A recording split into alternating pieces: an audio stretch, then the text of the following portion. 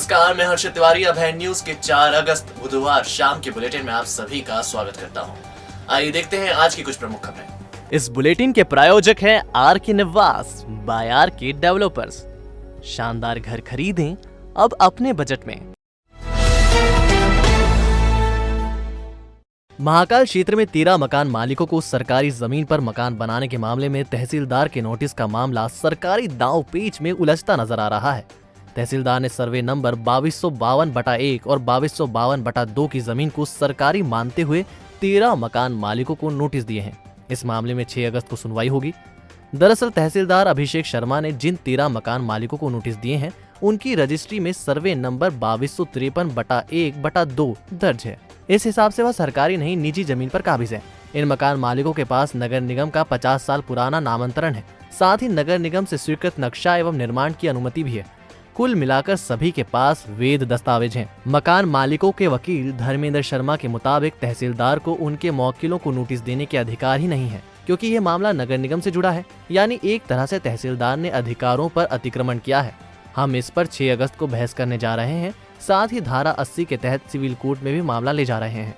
पहला तो यह है कि शासन ने जो नोटिस दिया है वो गलत नोटिस दिया है। उन्होंने इसको जो लैंड का नंबर सर्वे नंबर 2252/1 2252/2 कस्बा उज्जैन होना बताया, और जबकि जो पुरानी 50 साल पुरानी वहाँ के जो काबिज लोग हैं उनकी 50 साल पुरानी रजिस्ट्रियां हैं जिसमें सर्वे नंबर 2253/1/2 लिखा। दूसरा ये है कि जब वो रजिस्ट्रियां उन्होंने कराई थी उसके बाद म्युनिसिपल कॉर्पोरेशन ने उनका नामांतरण दर्ज किया, नक्शे पास किए, उसके बाद निर्माण किया, संपत्ति कर वसूल किया। तो आज तक उस आधार पे कंटिन्यूटी में 50 साल से ज्यादा लोग काबिज। आपने कभी नहीं बोला कि ये शासकीय जमीन के ऊपर काबिज। अब आज आपने अचानक ऐसा कहा कि नहीं सब आप शासकीय जमीन के ऊपर काबिज। तो पहला तो ये है कि जो आपने नोटिस दिया है वो अवधि बाह्य नोटिस दिया, आपका लिमिटेशन ही नहीं। दूसरा ये है कि ये जो प्रॉपर्टी है ये म्युनिसिपल कॉर्पोरेशन क्षेत्र में आवासीय क्षेत्र में है। अगर मकानात बने हैं आवासीय क्षेत्र में है तो इसका जुरिडिक्शन आता है म्युनिसिपल कॉर्पोरेशन का, शासन का नहीं। और शासन के माध्यम से सिर्फ इन्होंने अतिक्रमण होना बता के और नोटिस दे दी। इसके पीछे शासन का मेलाफाइड इंटेंशन है कि वो बिगर मुआवजा दिए और उनके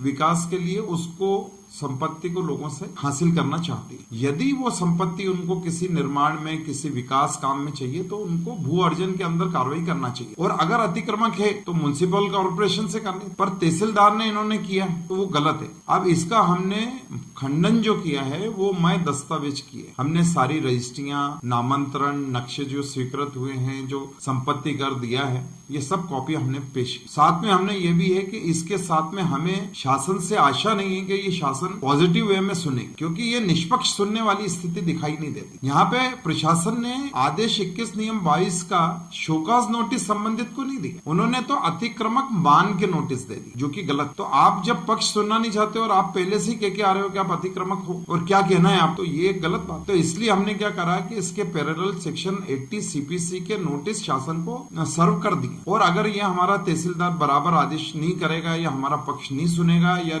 मतलब स्थायी तौर पे कोई इसका वो नहीं करेगा तो हम निश्चित तौर पे सिविल सूट के अंदर जाएंगे। और हमने आगे की जो तैयारियां हैं वो सिविल सूट।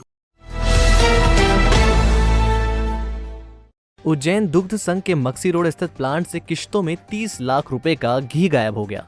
भोपाल मुख्यालय से आई टीम की जांच के बाद हुए खुलासे में 2 सीनियर अधिकारियों को निलंबित कर दिया है। ये अफसर फिलहाल इंदौर में पदस्थ हैं। पूर्व सीईओ की भूमिका की भी जांच की जा रही है। कुछ सिक्योरिटी गार्ड्स को भी हटाया गया है। उज्जैन दुग्ध संघ में ये घोटाला 1 अप्रैल 2020 से 31 मार्च 2021 के बीच हुआ है। इस साल जब सालाना हिसाब का मिलान शुरू किया तो 30 लाख के घी का ब्यौरा नहीं मिला। घी उत्पादन और बिक्री के आंकड़े में मिले इस अंतर की पड़ताल करने के लिए जब रिकॉर्ड खंगाले गए तो घोटाला सामने आ गया। भोपाल से आई टीम में एजीएम प्लांट अनिल काशिव, संदीप शरणागत, DGM dairy federation Subhash Chandra Mishra शामिल थे। इन्होंने जैसे ही अपनी रिपोर्ट राज्य डेयरी फेडरेशन को दी, फेडरेशन ने उज्जैन दुग्ध संघ के तत्कालीन संयंत्र संचालन महाप्रबंधक बीके मौर्य और अनुज कुमार को निलंबित कर दिया। ये दोनों अधिकारी इन दिनों इंदौर दुग्ध संघ में पदस्थ हैं। प्लांट से घी गायब होने के मामले में निजी सुरक्षा गार्डों की भूमिका भी तलाशी जा रही है। इस मामले में उज्जैन दुग्ध संघ के पूर्व सीईओ बीके साहू की भूमिका भी शक के घेरे में है।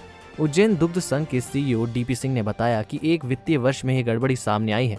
इसमें 5 किलो के 363 और 15 किलो के 264 डब्बे गायब हैं। इनकी कीमत तकरीबन 30 लाख रुपए है। मामले की अभी विस्तृत जांच जारी है। इसमें कुछ नया मिलने पर कुछ और लोगों पर कार्रवाई हो सकती है। अभी तक जो हेड ऑफिस ने जांच की है इस घी प्रकरण में, उसमें 2 लोगों को सस्पेंड किया गया था जो जनरल मैनेजर प्लांट ऑपरेशन उस टाइम पर रहे थे, मिस्टर BK मौर्य और मिस्टर अनुज कुमार। तो 2 लोगों को सस्पेंड किया है। बाकी उसके बाद में ये इनिशियल जांच के आधार पर सस्पेंड किए हैं। आगे विस्तृत जांच इसकी चल रही है। विस्तृत जांच में जैसे जैसे सामने आएगी स्थिति, ऐसे जैसे हेड ऑफिस से जो निर्देश मिलेंगे कार्रवाई करेंगे। विक्रम यूनिवर्सिटी के लिंक ने BPE-ED bachelor of physical education और MPE-ED master of physical education का फिजिकल टेस्ट देने आए मध्य प्रदेश, राजस्थान और छत्तीसगढ़ के स्टूडेंट को खूब परेशान किया। तकनीकी खामी की वजह से स्टूडेंट के दस्तावेजों का वेरिफिकेशन 2 और 3 अगस्त को नहीं हो सका। इस वजह से बुधवार को फिजिकल टेस्ट देरी से शुरू हुआ। दरअसल मध्य प्रदेश के कॉलेजों में BPE-ED और MPE-ED पाठ्यक्रम में प्रवेश के लिए फिजिकल टेस्ट और रिटन टेस्ट अनिवार्य हैं। इसके चलते ही महानंदा नगर स्थित स्पोर्ट्स एरिना में बुधवार को टेस्ट होना था। टेस्ट से पहले आवेदकों के दस्तावेज का वेरिफिकेशन जरूरी था, लेकिन विक्रम यूनिवर्सिटी की लिंक ही नहीं खुली। ऐसे में आवेदक बेवजह परेशान होते दिखे। सुबह 10:30 बजे लिंक जैसे तैसे खुली तो वेरिफिकेशन की प्रक्रिया पूरी की गई। आखिरकार दोपहर बाद फिजिकल टेस्ट शुरू हुआ।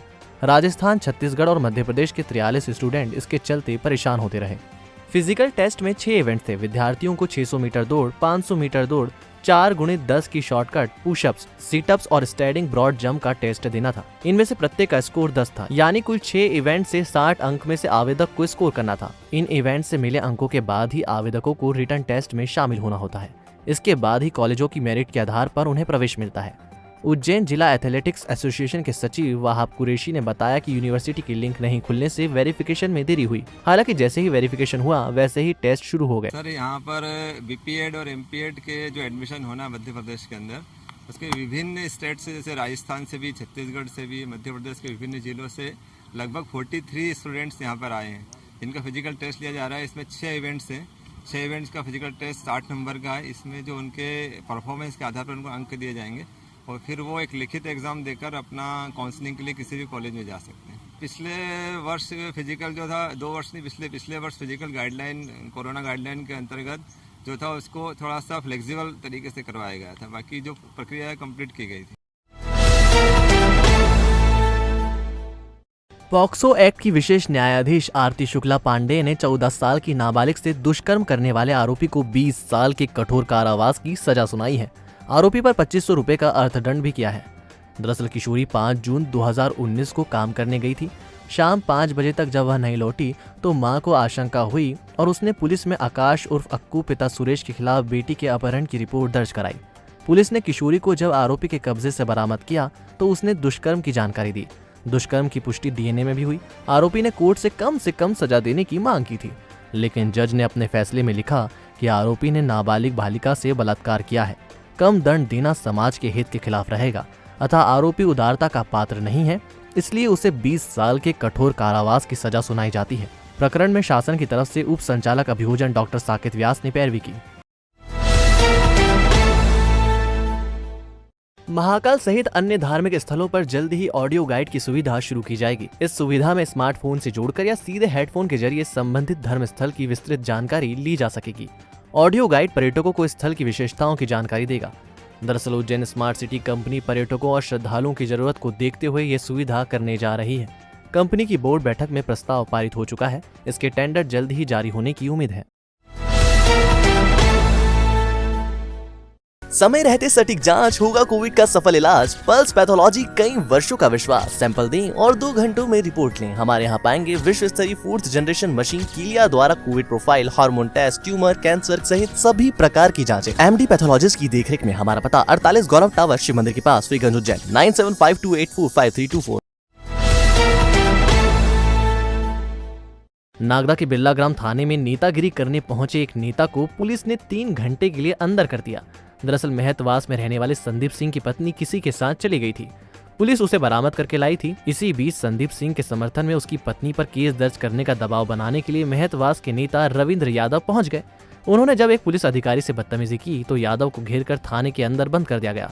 3 घंटे बाद यादव को छोड़ दिया गया। हालांकि इस मामले में प्रकरण दर्ज नहीं हुआ था।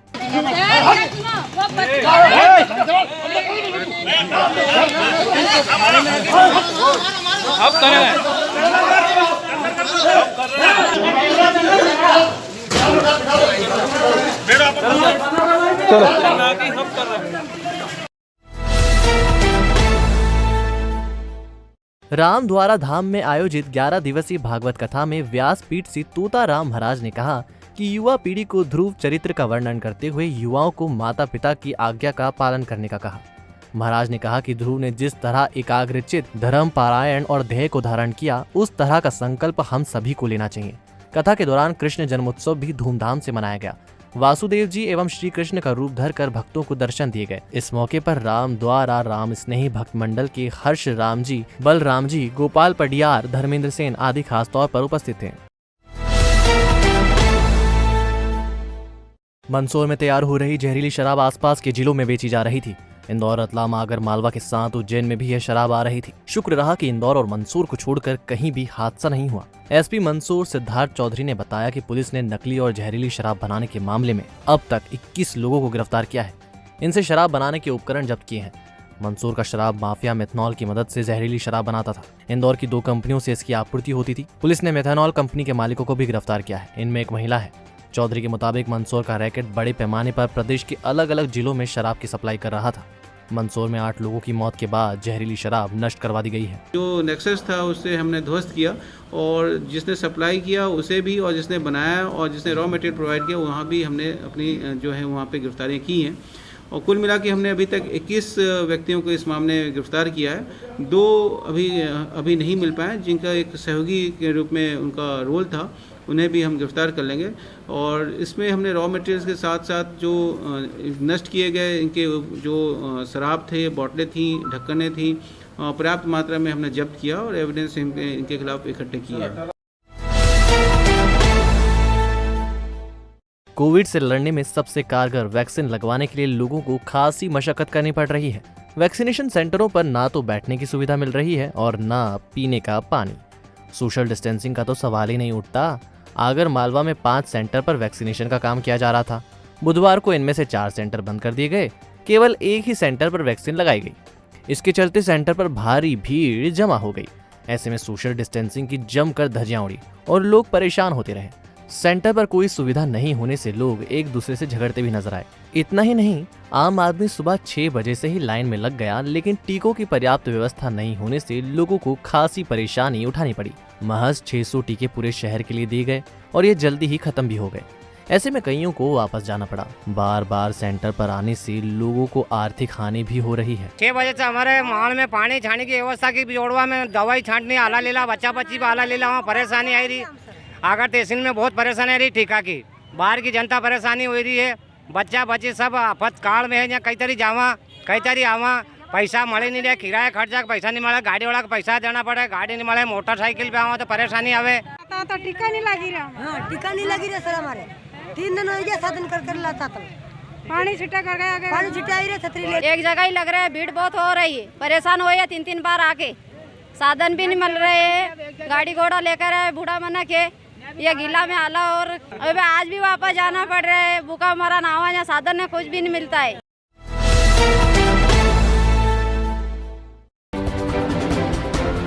7 अगस्त को होने वाली अन्न उत्सव की तैयारी को लेकर कलेक्टर ने बैठक ली। इसमें एडीएम को उत्सव की तैयारी जोर शोर से करने के निर्देश दिए। सभी दुकानों से एलईडी एवं लैपटॉप से उत्सव के प्रसारण के आदेश भी दिए। उत्सव में हर हाल में एक पीडीएस दुकान से कम 100 लोगों को 10 किलो राशन का बैग देने के निर्देश भी दिए। कोविड टीकाकरण के सेकंड डोज के लिए उज्जैन जिले में विशेष अभियान चलाने के निर्देश दिए हैं। कलेक्टर ने नगर निगम अधिकारियों से कहा है कि वह सेकंड डोज के पात्र लोगों से संपर्क करें और उन्हें डोज लगवाने के लिए प्रेरित करें। पिछले 24 घंटे में झारला में सबसे ज्यादा 26 मिलीमीटर बारिश दर्ज की गई है। अब तक जिले में 564 मिलीमीटर बारिश हो चुकी है। मानसून सत्र में अभी तक उज्जैन तहसील में 396, घटिया में 640, खासपुर में 536, नागदा में 590, बड़नागर में 570, महिदपुर में 684, झारला में 705 एवं तराना तहसील में 398 मिलीमीटर बारिश हो चुकी है। 11 अगस्त को होने वाली नेशनल लोक अदालत की तैयारी शुरू हो गई है। डीजे एनपी सिंह ने नेशनल लोक अदालत में मोटर दुर्घटना के अधिक से अधिक प्रकरण शामिल करने के निर्देश दिए। जिला विधिक प्राधिकरण के सचिव अरविंद कुमार जैन ने कहा कि ऐसे प्रकरण जिनमें समझौता हो सकता है उन्हें नेशनल लोक अदालत में हर हाल में शामिल करें। लोकायुक्त के ट्रैप में फंसे इंदौर नगर निगम के कर्मचारी विजय सक्सेना की संपत्ति की जांच लगातार चल रही है। अब तक उसके लॉकर ने 28 लाख का सोना, 1.5 लाख की चांदी उगला है। उसकी पत्नी के खाते में 14 लाख रुपए मिले हैं। अभी उसके कुछ और बैंक खातों की जांच होनी है। गौरतलब है कि विजय सक्सेना को रुद्र कंस्ट्रक्शन कंपनी के धीरेन्द्र चौबे से 25,000 रुपए की रिश्वत लेते लोकायुक्त ने गिरफ्तार किया था। उसके साथ उसकी सहयोगी हिमांगी वैद्य को भी हिरासत में लिया था।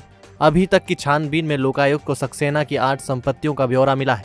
इसमें 2 मंजिला मकान, पैराडाइज बिल्डिंग में फ्लैट और 6 प्लॉट की जानकारी मिली है।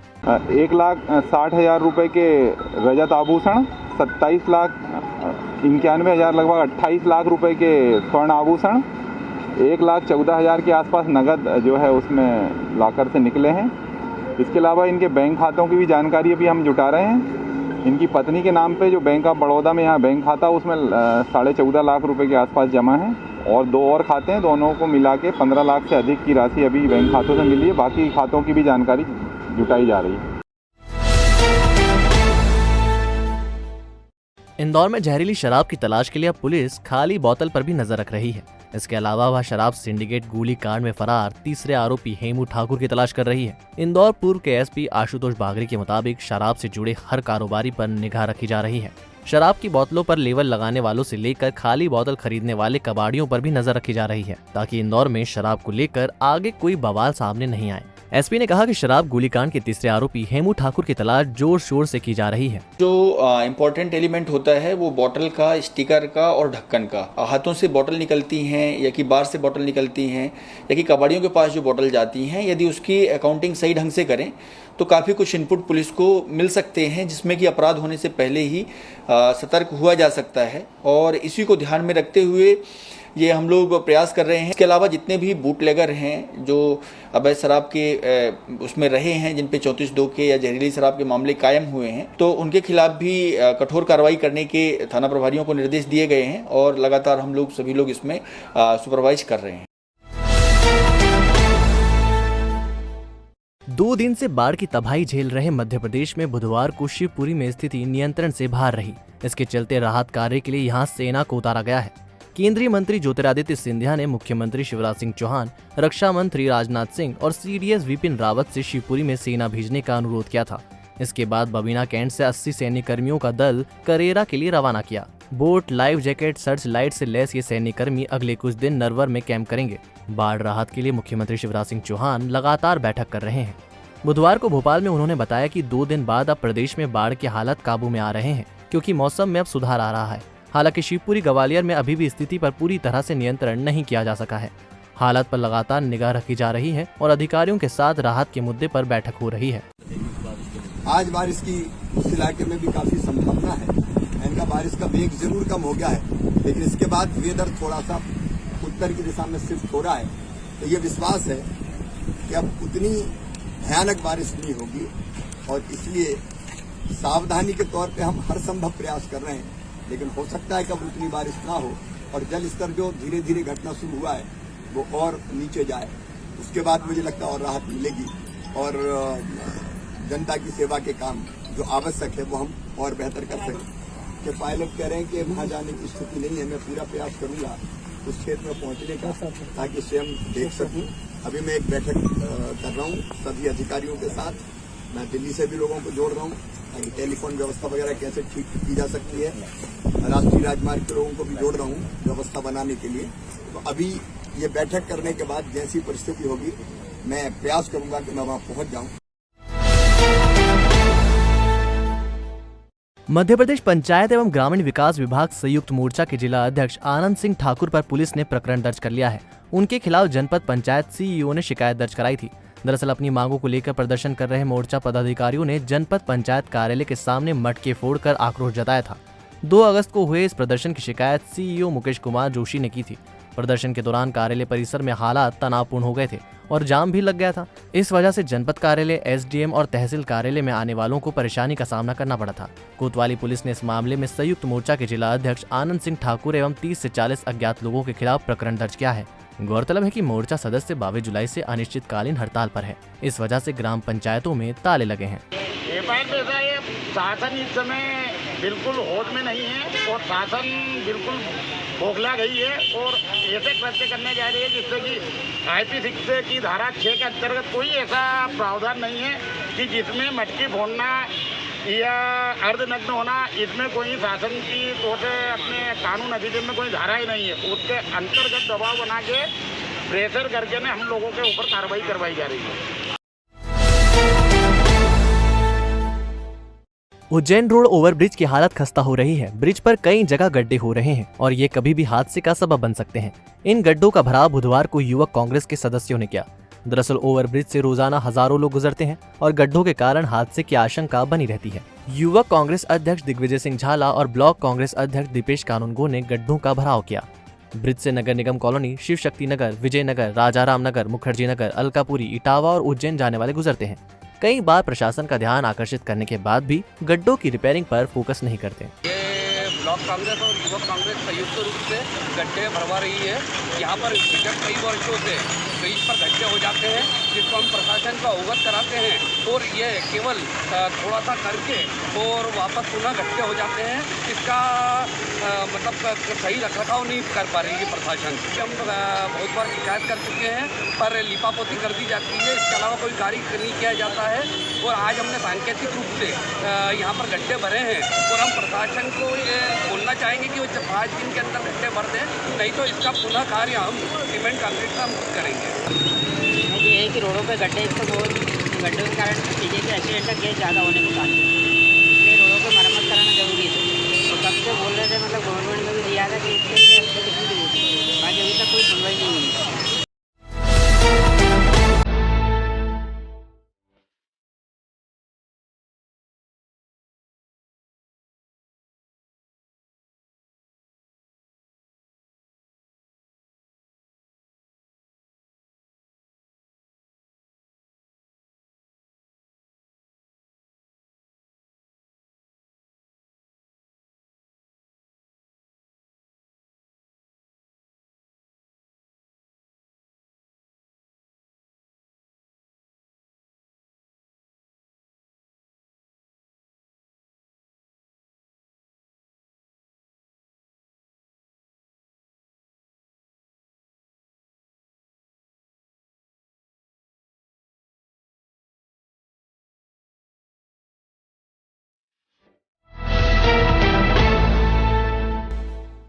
तो आपने देखा हमारा बुलेटिन। आपको हमारा बुलेटिन कैसा लगा, इसका फीडबैक कमेंट सेक्शन में जरूर दीजिएगा।